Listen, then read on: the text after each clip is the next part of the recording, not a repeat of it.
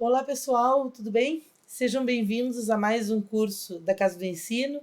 O meu nome é Ana Paula e hoje a gente vai conversar mais um pouquinho sobre o E-Social para falar sobre as rotinas trabalhistas. Então a gente vai analisar o que vai modificar com o E-Social, os principais pontos de atenção, para que vocês possam se programar e também programar suas empresas para a entrada do E-Social, para o início da vigência desse novo programa. O nosso primeiro assunto é a admissão. Então, a admissão é o primeiro evento que vai ser informado ao E-Social para qualquer trabalhador. Então, sempre, claro, quando se inicia a relação de emprego, o primeiro ponto é a admissão. Esse evento vai se destinar a registrar a admissão do trabalhador na empresa e vai substituir o livre registro como hoje a gente conhece. Então, o registro do empregado passa a ser feito pelo E-Social. As empresas que desejarem, claro, podem continuar mantendo o seu livre registro, mas o que vai efetivamente valer para fins legais é o registro do trabalhador no E-Social. Então, é o primeiro evento relativo a um determinado vínculo. Pode ocorrer também quando o trabalhador é transferido para uma empresa de um mesmo grupo econômico ou em decorrência de uma sucessão, fusão ou incorporação.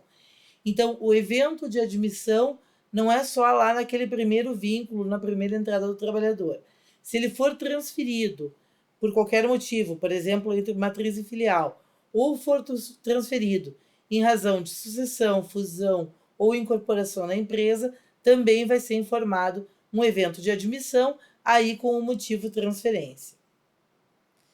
Bom, o mesmo trabalhador pode ter mais de um vínculo com o mesmo empregador, inclusive vínculos concomitantes. Isso é muito comum no caso dos professores.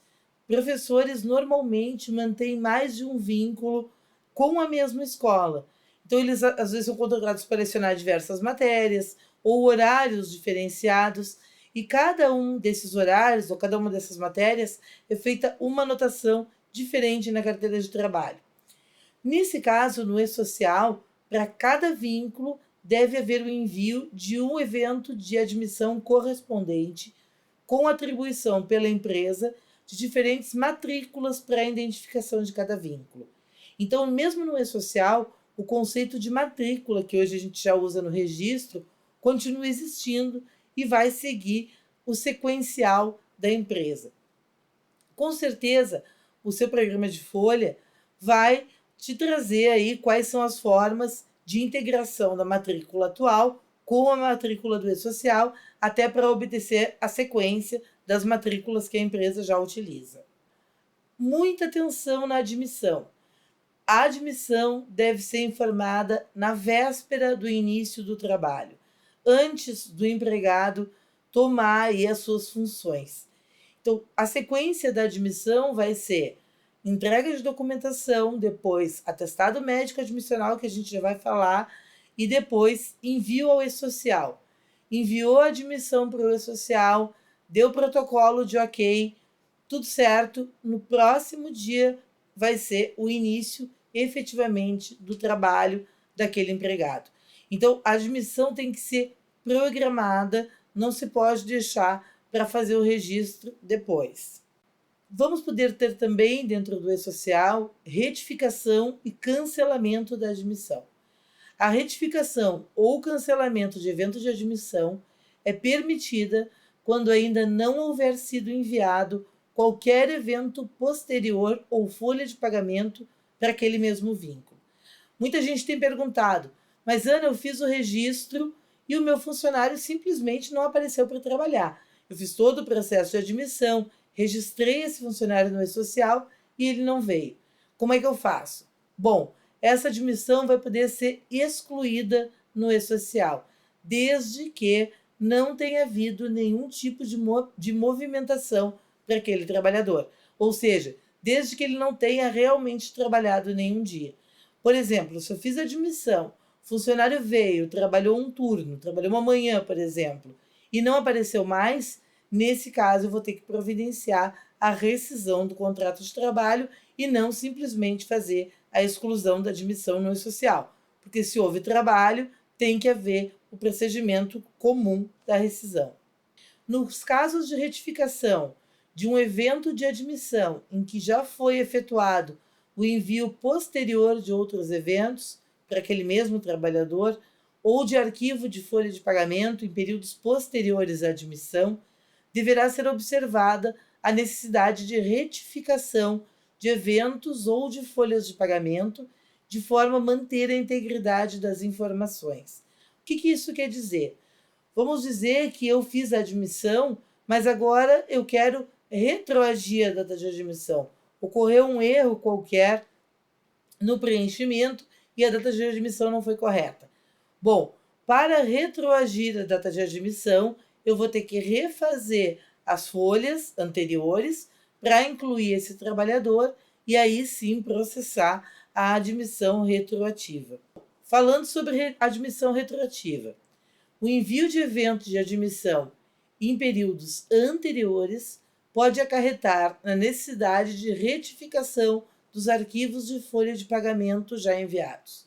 Nesse caso, para manter a integridade dos dados no registro eletrônico com as informações da folha, o evento só será considerado válido após a retificação dos referidos arquivos, o que a gente acabou de falar. Então, quando eu tenho uma admissão retroativa, por exemplo, a admissão no E-Social foi feita em junho, mas deveria ter sido feita em maio. O que eu vou fazer? Eu vou retificar a folha de maio para incluir esse trabalhador e depois, aí sim, acertar a data da admissão, para que fique exatamente tudo casando. Então, ele só pode estar na folha se ele já estava admitido, e eu tenho que retificar as duas coisas. Muita atenção! A admissão retroativa gera multa. Então, quando a gente tem esse tipo de procedimento, eu vou ter penalidades aplicadas pelo E-Social, já que, pela legislação trabalhista, nenhum trabalhador pode prestar serviço sem que tenha havido o devido registro. Então, se eu estou pagando alguma coisa atrasada, naquele exemplo, por exemplo, incluir aquele trabalhador na folha de maio, quer dizer que eu não fiz a admissão na época que deveria, que seria maio. Então, a gente pode ter aí a imposição de alguma multa, de alguma penalidade para a empresa. Os documentos da admissão também mudam com o E-Social. Então, a gente passa a ter um maior detalhamento de documentos. A partir da implantação do E-Social, as informações sobre o trabalhador na admissão passam a ser mais detalhadas. Sendo assim, preparando-se para a implantação, as empresas deverão atualizar os cadastros existentes e, desde já, passar a solicitar novos dados na admissão dos trabalhadores. No material complementar que você tem lá na sua área do aluno, você encontra um modelo dessa nova ficha de registro com todos os dados que o E-Social vai pedir por ocasião da admissão. É muito importante iniciar essa implementação, porque a atualização de cadastro, a gente sabe por experiência que demora, a gente depende do retorno dos próprios empregados, né, no preenchimento das fichas. Então, depois tem que passar essas informações atualizadas para o sistema. Então, é interessante já ir implementando essa atualização de cadastros, acompanhando a chegada dos documentos novos. Então, vocês vão ver lá que a gente tem diversos campos novos, que antigamente a gente normalmente não tinha admissão, campos que vieram, por exemplo, da RAIS, alguns que vieram do CAGED, outros que são informações novas para a Caixa Econômica. Então, tá tudo lá, tem um modelinho para vocês fazerem o download e adaptarem aí para a realidade das suas empresas. Ainda falando sobre admissão, o exame médico admissional, gente. A NR7, que é a norma regulamentatora que trata sobre os exames médicos, ela estabelece que o exame médico admissional deve ser feito antes que o empregado assuma suas funções. Ou seja, o exame médico admissional é a última etapa do processo seletivo. No E-Social, o resultado do exame admissional vai aparecer já no envio do registro de admissão. Então, é muito importante que agora as empresas se acertem para fazer o exame admissional no devido tempo. Então, volto a lembrar, a sequência de admissão é recrutamento e seleção, depois entrega de documentos, exame admissional. Está apto no exame? Envio da admissão para o E-Social, informando qual é o primeiro dia de trabalho, sendo que esse envio tem que ser feito pelo menos na véspera do início do trabalho, para não gerar multas para a empresa. Vamos ver então o que o E-Social vai nos pedir sobre o exame admissional. O E-Social vai pedir as seguintes informações sobre o exame admissional: data do atestado de saúde ocupacional, o médico responsável, informando o nome do médico que fez o exame, não necessariamente tem que ser o mesmo médico do PCMSO, o número do CRM do médico e o estado de expedição do CRM. E, por último, os exames complementares que foram realizados com data e descrição do título do exame. Por exemplo, raio-x, espirometria, hemograma, audiometria, etc. Então, o que vai na informação de exames complementares é apenas a data e o nome do exame. Não se fala ali, por exemplo, em resultado desse exame, apenas o título para controle dos exames complementares que foram realizados junto com o admissional. Validação do PIS. Nós temos um problema com o cadastro do PIS que atinge a todas as empresas. O cadastro do PIS, ele apresenta diversos números de PIS duplicados, PIS que não são válidos e continuam constando do banco de dados. Tem empregados aí que apresentam 3, 4 números de PIS por erro de processamento, geralmente na Caixa Econômica. Então, para que possa entrar o E-Social e o PIS estar correto na base de dados, foi lançado pela Dataprev um programa chamado Qualificação Cadastral. É um aplicativo que permite para o usuário, no caso as empresas ou os escritórios de contabilidade, verificar se o CPF ou o NIT, o PIS ou o PASEP estão aptos para o E-Social. Ou seja, ele vai dizer se existe alguma duplicidade, se existe algum erro de preenchimento, para que se possa providenciar o acerto necessário, porque quando entrar o E-Social, essa base de dados tem que estar bastante correta para que funcione aí toda a base do E-Social. Eu vou informar na qualificação cadastral o CPF, o NIS e a data de nascimento do trabalhador. Lembrando que NIS pode ser o NIT, o número de identificação do trabalhador, ou o PIS ou o PASEP.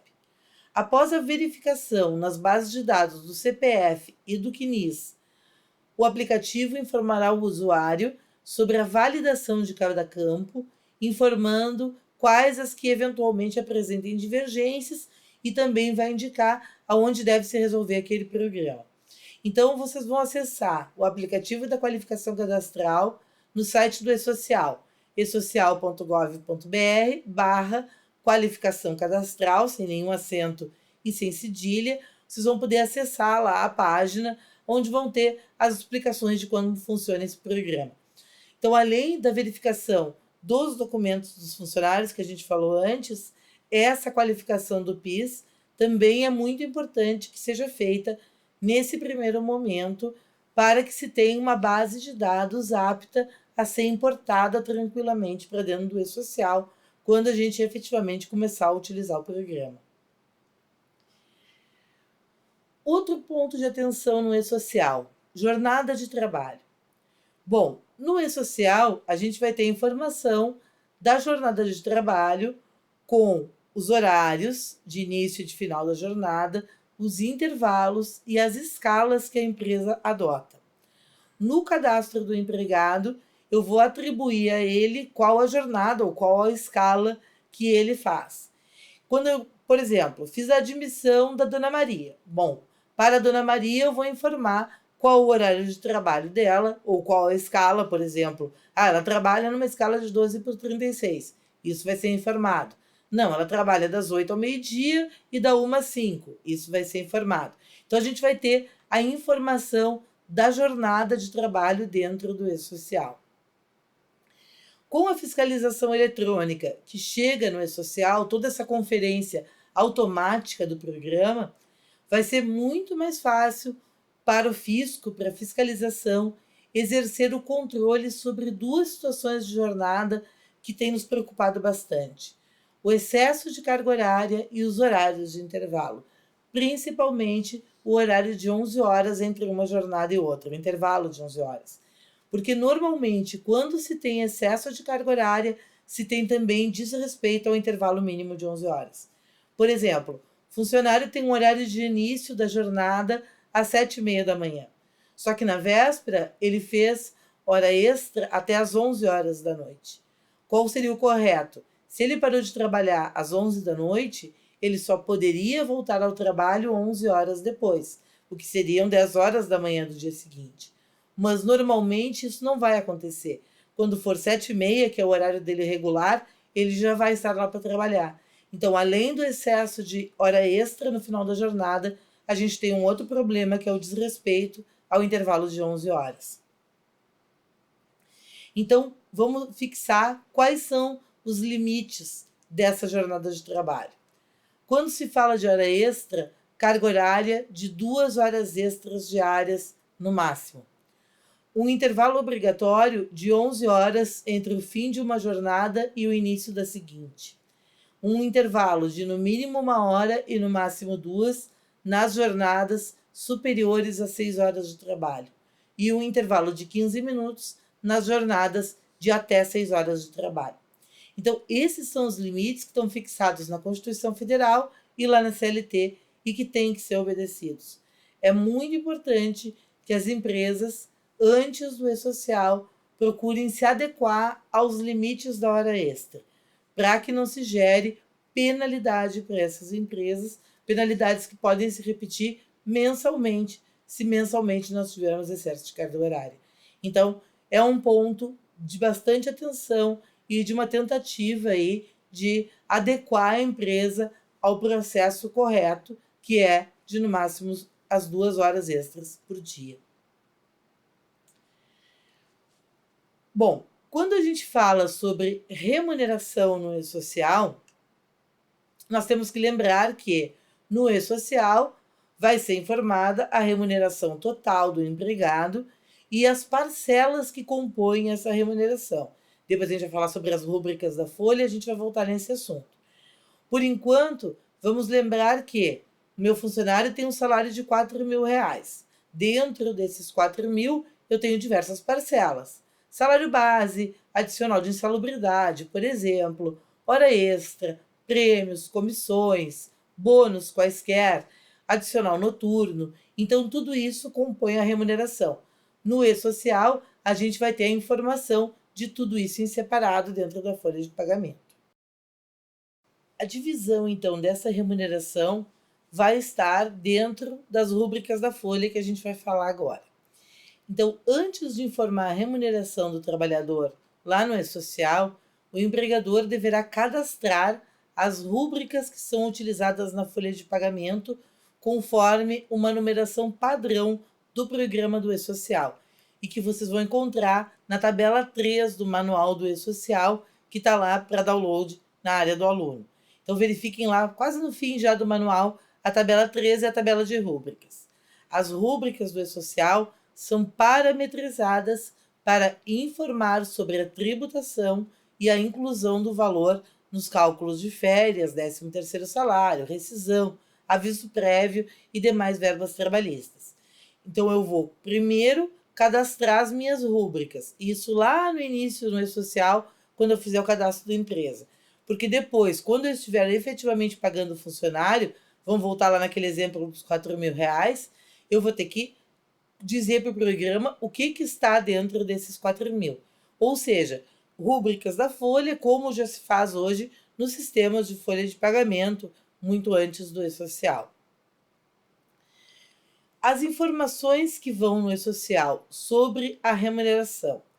Informações da remuneração é um evento utilizado para prestar informações da remuneração de cada trabalhador no mês de referência, utilizado tanto para os empregados quanto para contribuintes individuais, que são os autônomos, os empresários, trabalhadores avulsos, que são os trabalhadores dos portos e etc.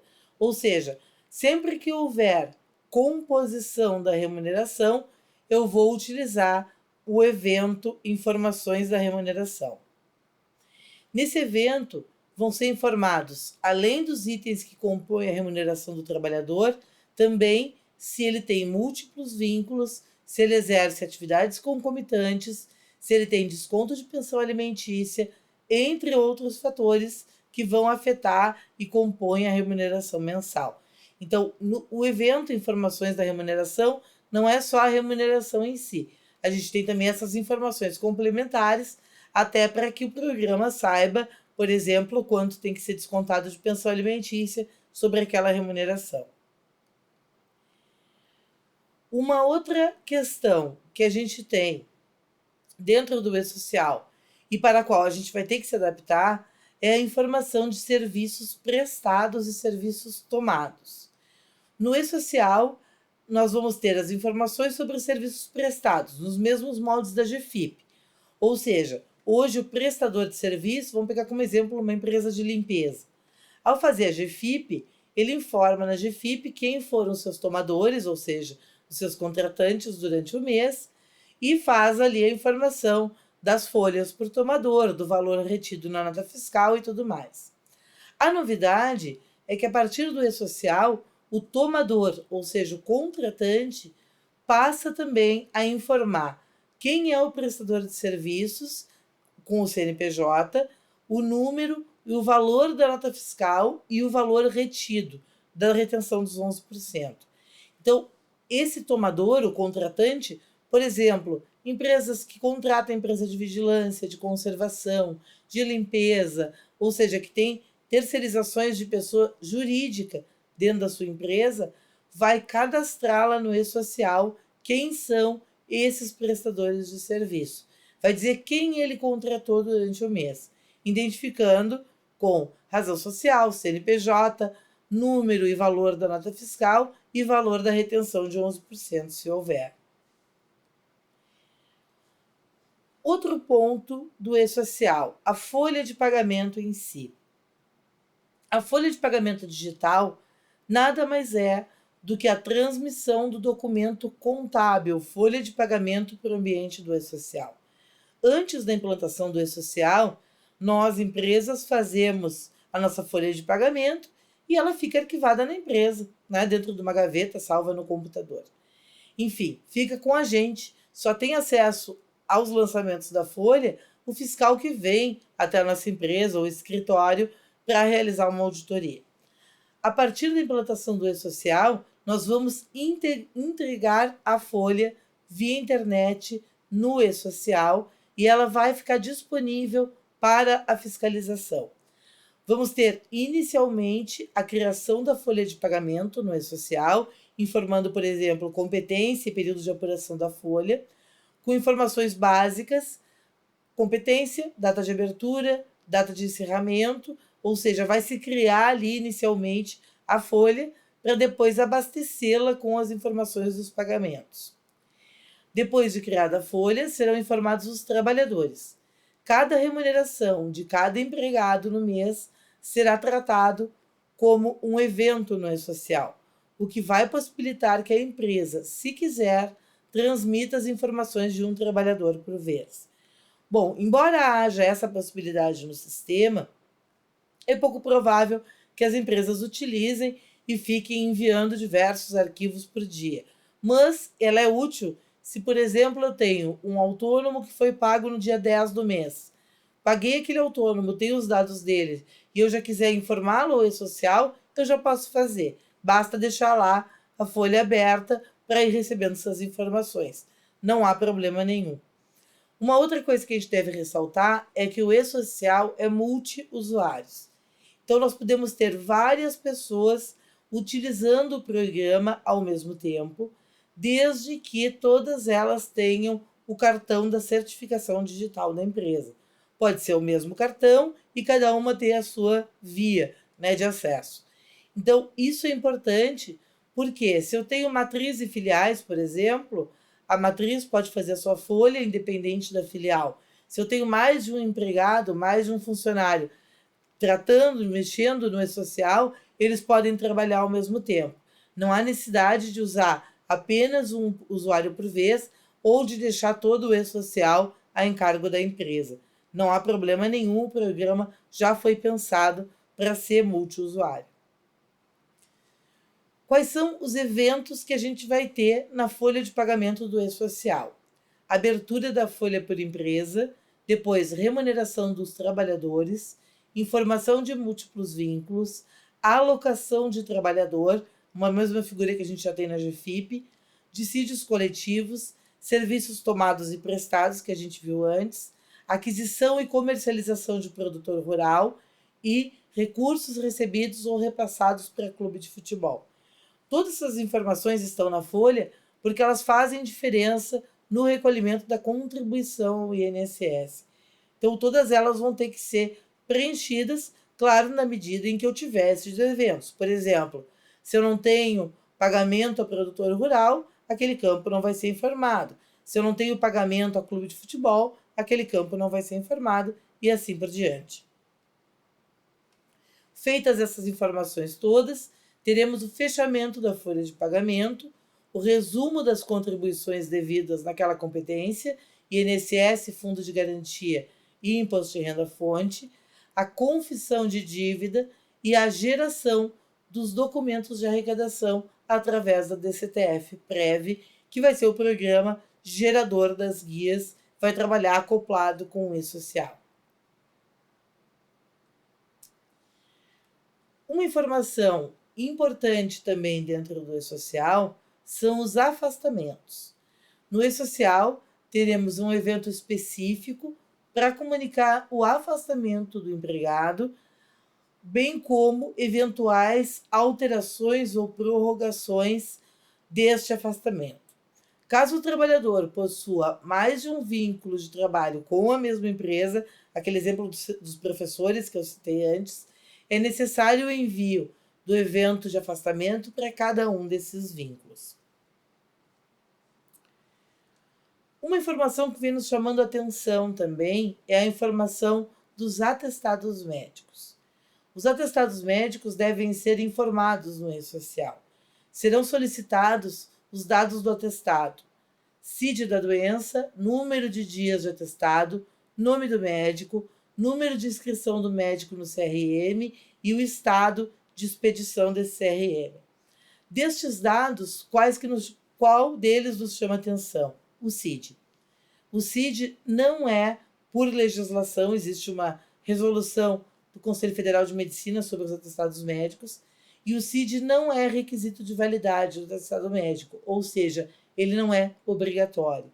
E, no entanto, é exigido no E-Social. A gente espera que nos próximos layouts a gente tenha alteração dessa informação e o E-Social não peça o número do CID. A gente vai ter que aguardar um pouquinho. O formato que a gente tem hoje é esse aí, é a solicitação do número do CID. Continuando nessa ideia de atestado médico, vamos falar um pouquinho sobre o acidente do trabalho no E-Social. O evento Comunicação de Acidente do Trabalho será enviado para comunicar o acidente de trabalho envolvendo o trabalhador, ainda que não haja afastamento das atividades laborais. Ou seja, é a mesma regra que a gente tem hoje. A CAT tem que ser emitida, independente do trabalhador ir para o benefício previdenciário ou não. Mesmo nos pequenos acidentes, deve-se emitir a CAT. No E-Social, a gente continua tendo a mesma regra. Com relação ao acidente, o E-Social vai pedir diversas informações: local do acidente, parte do corpo atingida, agente causador do acidente, testemunhas do acidente se houver, atestado médico, o médico responsável com nome CRM e a CAT original se houver, ou seja, se for uma CAT já de reabertura ou de retorno. Bom, qual é o maior ponto de atenção sobre a CAT e o E-Social? É o prazo, gente. Hoje nós fazemos a CAT, mesmo que atrasada, não há penalidade. Então, mesmo que eu faça a CAT 10, 15, 20 dias depois do acidente, não existe a imposição de penalidade, porque o governo federal não tem exatamente o controle que deveria ter. Mas a partir do E-Social, é muito importante que a CAT seja emitida nos prazos corretos. Então, vamos relembrar. Em caso de óbito, no acidente, a CAT deve ser emitida no mesmo dia, imediatamente. No caso Em outras situações em que não há óbito no acidente, a CAT tem prazo de 1 dia útil após a ocorrência do acidente. Se o acidente ocorreu numa quinta-feira, ela deve ser enviada no máximo até sexta. Se o acidente ocorreu numa sexta, num sábado ou num domingo, o prazo é segunda-feira, e assim por diante.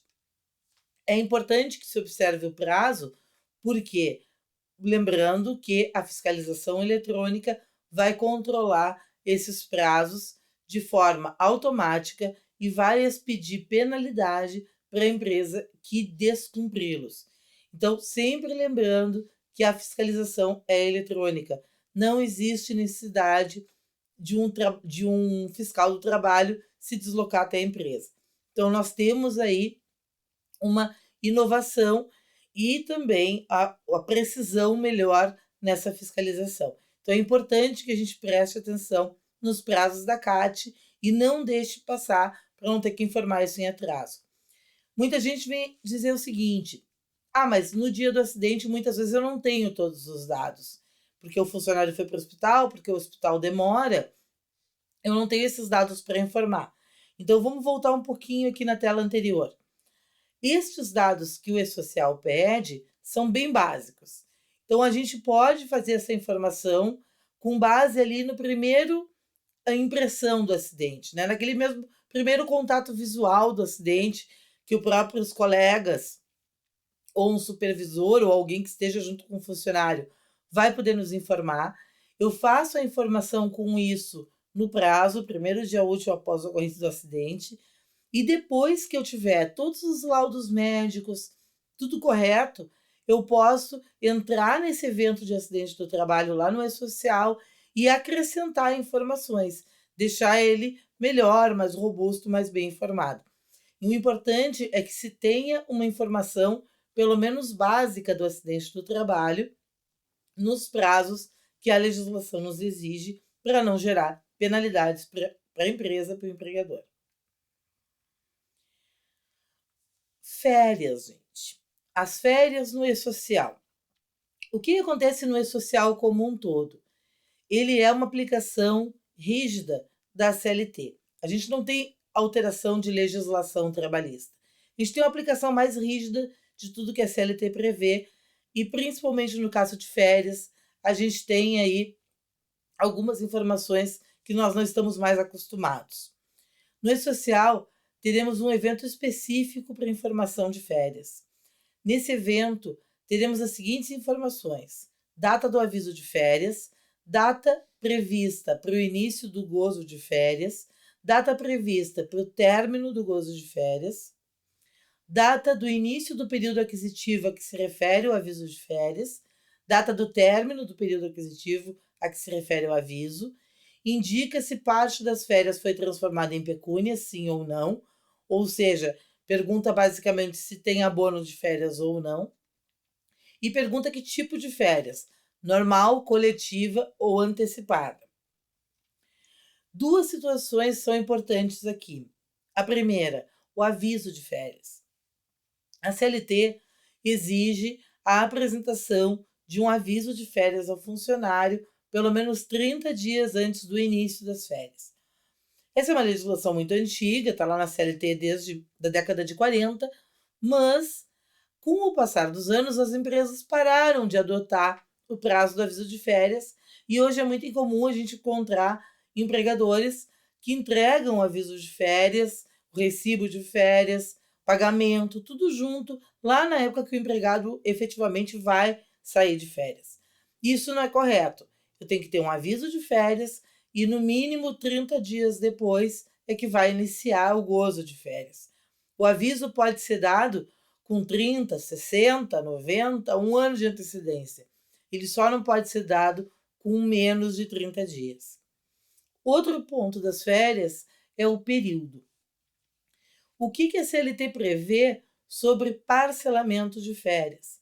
Ela diz que parcelamentos de férias só são possíveis em casos de férias coletivas ou em casos excepcionais, sem que nunca a gente tenha tido uma regulamentação do que são esses casos excepcionais. Então, lá na CLT, se as férias forem individuais e não coletivas, A gente não pode parcelar as férias. As férias devem ser de 30 dias corridos ou de 20 dias e o funcionário optando pelo abono pecuniário de 10 vai fechar um total de valor de 30 dias. Então são só essas duas opções, ou 30 ou 20 com 10 de abono. Não existe parcelamento a não ser que se tratem de férias coletivas. Lembrando que nas férias coletivas eu posso fazer um período de coletivas e o outro de individuais, sem problema nenhum, mas pelo menos um dos períodos tem que ser coletivo para justificar esse parcelamento de férias. Recentemente, a gente tem tido decisões judiciais de diversos tribunais do país anulando as férias fracionadas e condenando o empregador a pagar novamente essas férias. Isso é bastante grave e se isso começar a ser aplicado com o E-Social de forma automática nas penalidades, a gente vai ter aí sérios problemas de multa sobre esse assunto. Então é hora de parcelar, de não parcelar mais as férias dos empregados. É hora de se readaptar para efetivamente conceder férias de 30 dias corridos ou 20 dias com 10 de abono, se tiver solicitação do empregado. Outro assunto, aviso prévio trabalhado. Agora a gente já vai passando lá para a parte demissional do E-Social. No E-Social, nós vamos ter um evento específico para as informações relativas ao aviso prévio trabalhado. Caso o aviso seja indenizado, ele vai ser informado direto no evento de desligamento. Esse evento se destina a registrar a comunicação do aviso prévio dado pelo empregador ao empregado ou recebido pelo empregador e dado pelo empregado, pedido de demissão.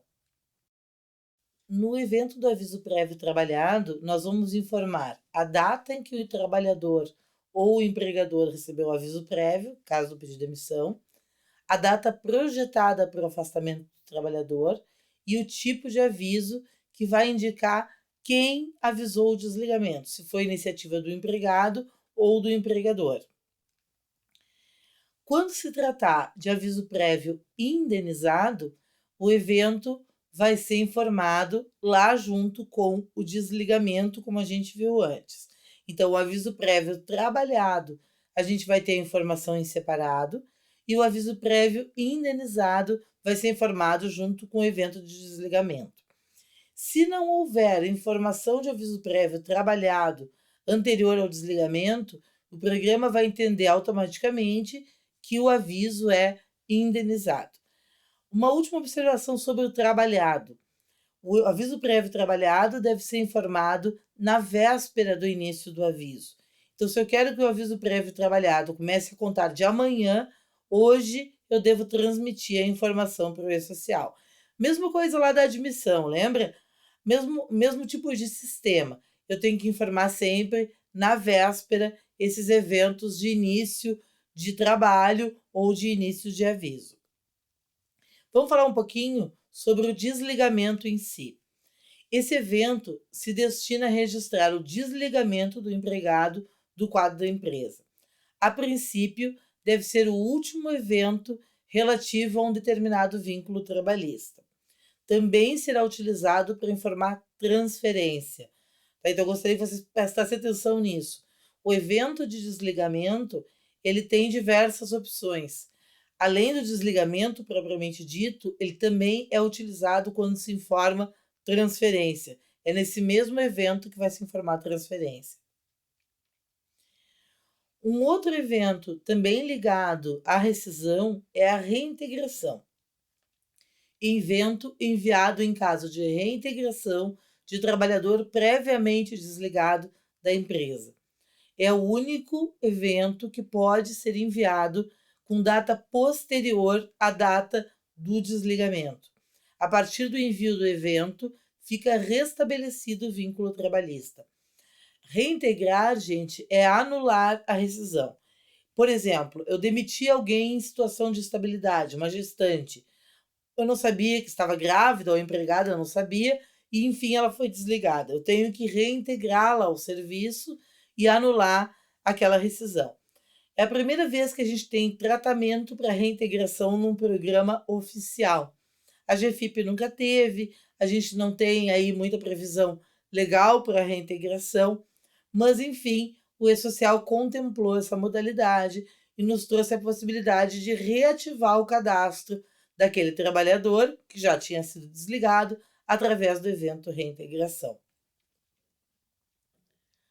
Bom, vocês podem ver que são diversas pequenas alterações no nosso dia a dia que o E-Social vai trazer e vai nos trazer bastante ao longo de todo o ano de 2014. Vai nos exigir aí uma série de adaptações nas nossas empresas e dos nossos clientes. Como recado final, eu quero dizer para vocês que se mantenham atualizados sobre o E-Social. É importante consultar regularmente o site oficial, que é esocial.gov.br, se manter atualizado, conversar com o colega, assistir treinamentos sobre esse assunto, né? Lá na área do aluno você encontra material complementar a esse curso. Não deixe de fazer o download, de dar uma olhadinha lá na apostila, nos manuais que estão lá disponibilizados, para que você possa aproveitar ainda melhor esse nossa aula de hoje. Bom, eu agradeço a sua participação.